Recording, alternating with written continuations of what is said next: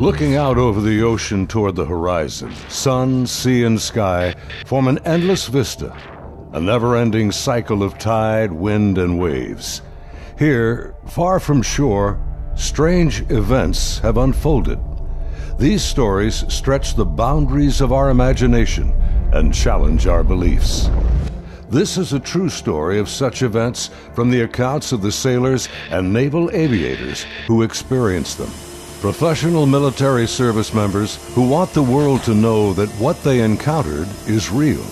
Even more troubling, our military has no explanation.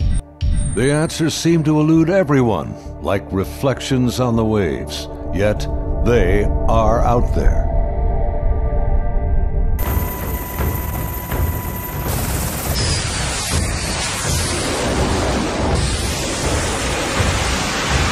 Sunday, November 14th, 2004, morning, 90 miles southeast of San Diego, California, in the Naval Operations Area, the Nimitz Carrier Strike Group and her complement of warships and the aircraft of Air Wing 11 are conducting a routine 2-week training exercise. The Nimitz deck crew is busy launching FA-18F Super Hornets, helicopters, and E-2 Hawkeye electronic warfare planes. The mission? Simulated air defense, or ADEX training over the Pacific. The winds are calm, the skies are clear, a near-perfect day for flying.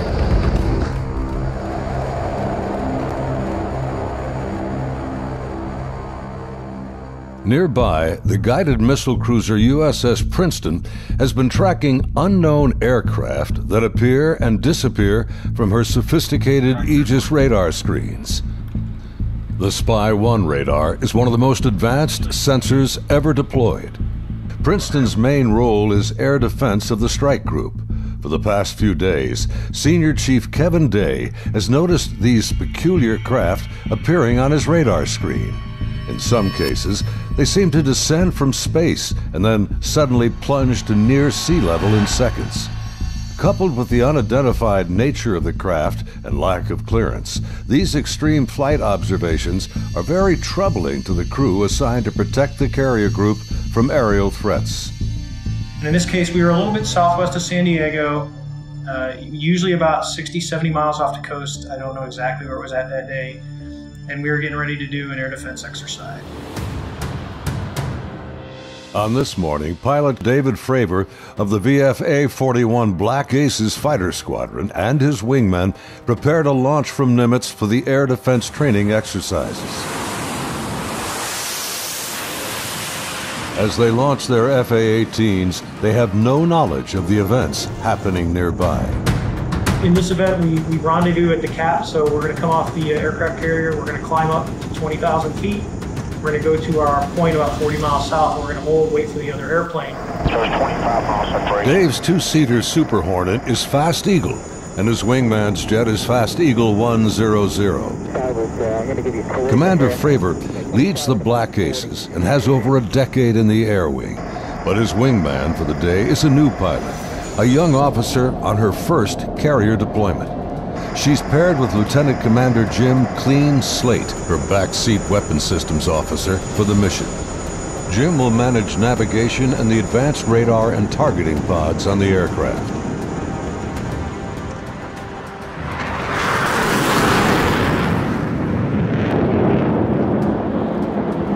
Overhead, an E-2 Hawkeye from the Wallbanger Squadron is on station directing the aircraft.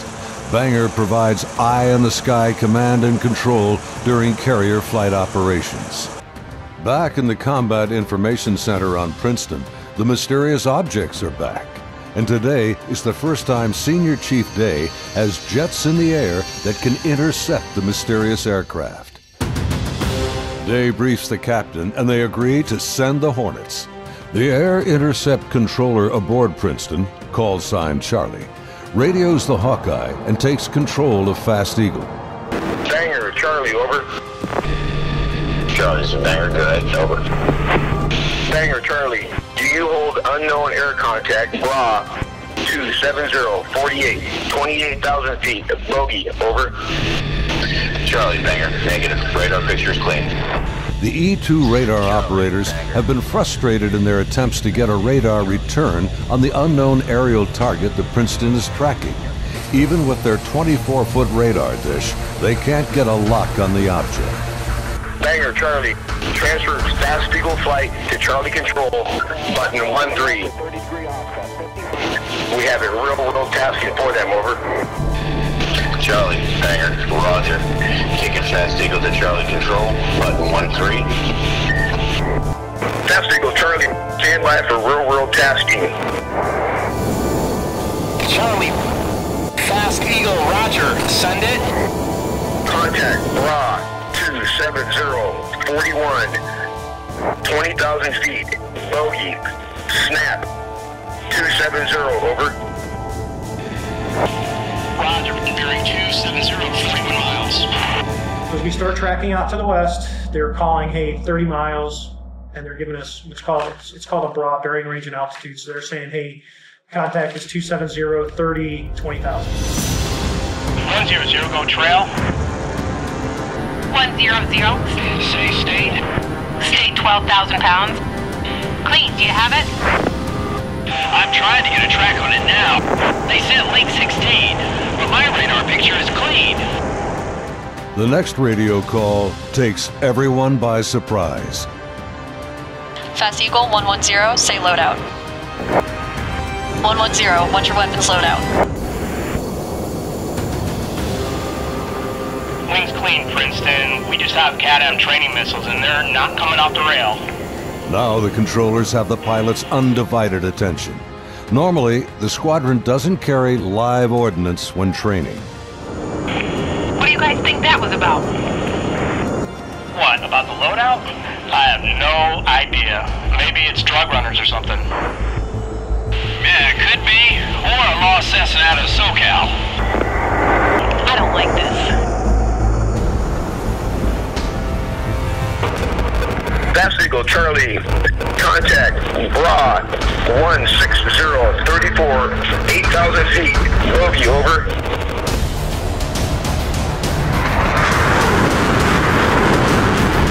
Roger, 34 miles at 8,000. Committed, your call, continuing, over. As Fast Eagle approaches the target, they see nothing unusual. Onboard radars show a blank screen. Fast Eagle Charlie, bra 16010, 8,000 feet, over. Roger.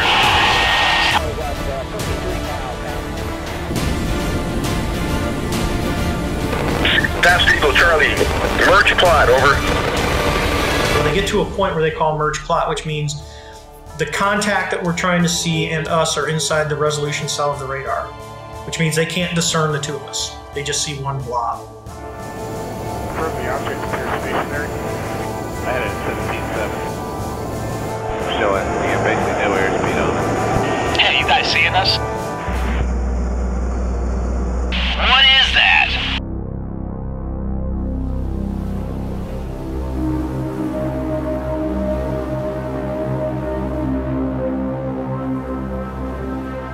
And I see something in the water, and it looks like about the size of a 737 in the water, pointing east. 100, anchor here, Angels 24. Roger. Charlie, Fast Eagle. We're observing something in the water here, possibly aircraft in the water at the merge plot, just north of our position, about 2 miles. Charlie, roger. I'm descending to Angels 14 to take a look. Do you think that's our unknown? Not sure. Radar's clean. As Commander Fravor gets closer to the underwater object, he suddenly spots another craft above it, a much smaller white object with an oblong shape, hovering and darting just above the waves.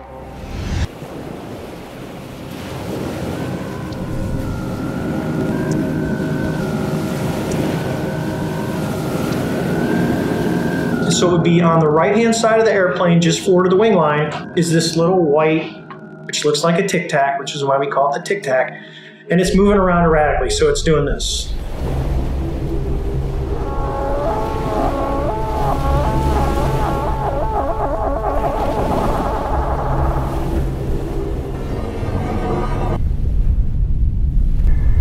Suddenly, the object begins to rise into the air.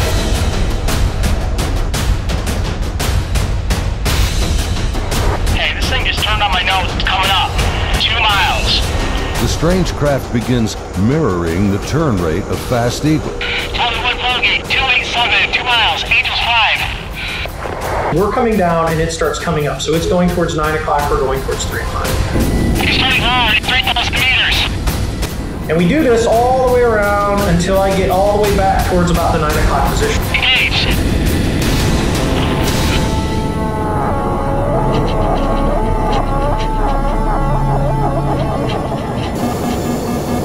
Commander Fravor is now about a mile away as he maneuvers his Hornet to get behind the unknown craft. It's about the size of an F-18, so, 40-some feet long. It has no wings. As the dogfight unfolds, he quickly turns and dives to bring his jet's nose ahead of the object to close the distance.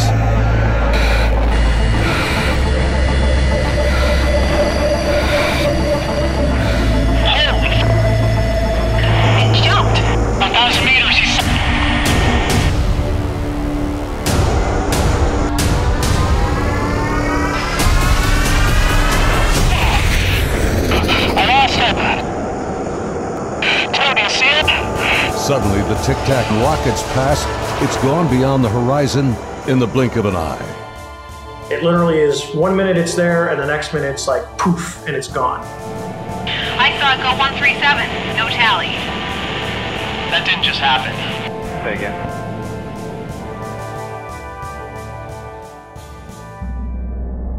The video you are now watching is the actual gun camera FLIR footage of the Tic-Tac taken by a later flight.